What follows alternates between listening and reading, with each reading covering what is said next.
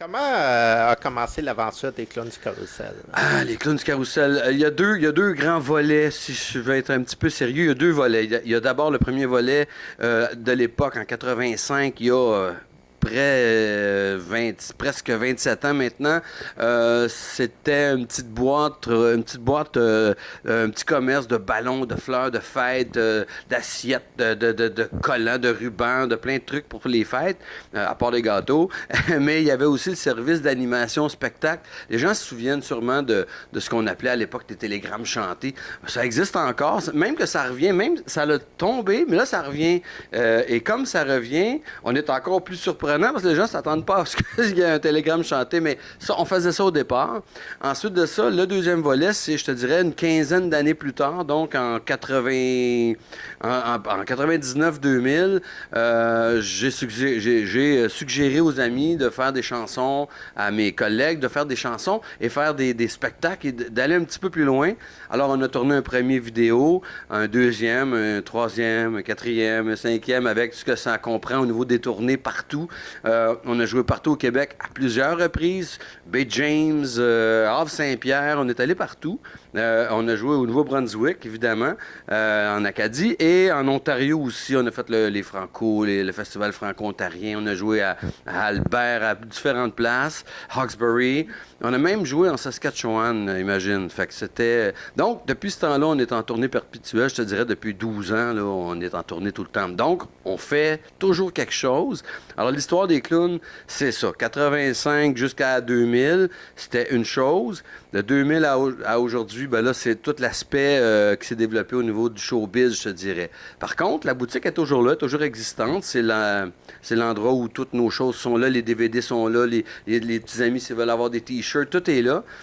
Et il y a tout l'aspect aussi fleuristerie, ballon. Donc, c'est quand même une bonne place, les clowns du carrousel.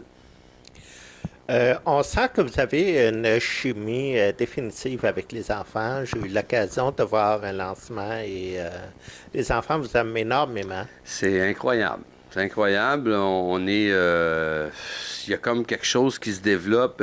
Les enfants regardent les DVD, ils deviennent comme hypnotisés. C'est vraiment, là, les parents ne cessent pas de nous dire que quand on tourne nos DVD à la maison, ils ont une heure de tranquillité pour préparer le souper, par exemple, ou faire d'autres choses, là, sortir les vidanges. Mais c'est un peu c'est un peu ce qu'on fait comme le DVD, les chansons nous amènent les enfants vraiment à fixer. Il y a de la couleur, il y a du mouvement, il y a de la danse. Alors c'est sûr que les enfants accrochent, là.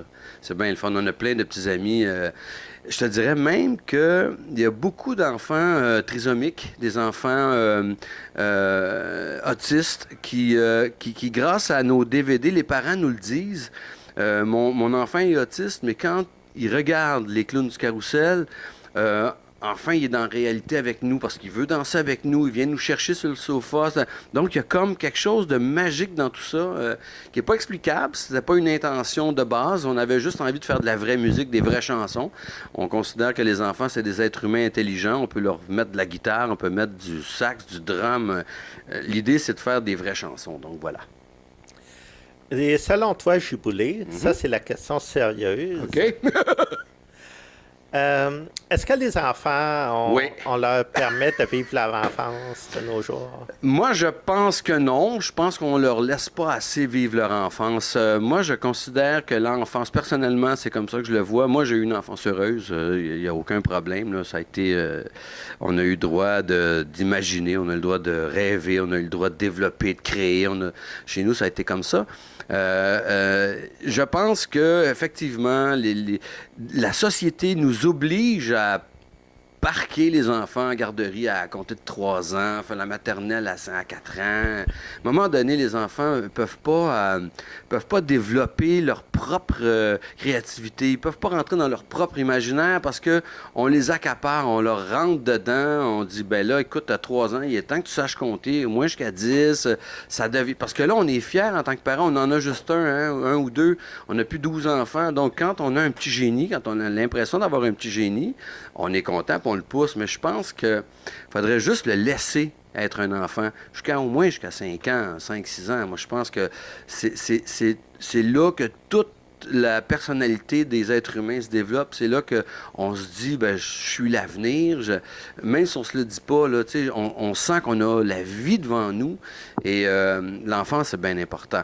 Alors, quand on tombe dans l'aspect violence faite aux enfants, écoute, ça, c'est insupportable. Moi, je n'arrive pas à comprendre ça. Je suis pas capable de mettre ça dans ma tête. Je me dis, voyons donc, c'est des petits êtres. C'est tellement une richesse, c'est tellement tout notre avenir en tant que famille, mais en tant que peuple, en tant qu'être humain, c'est ça. L'enfance, c'est ce qui nous renouvelle.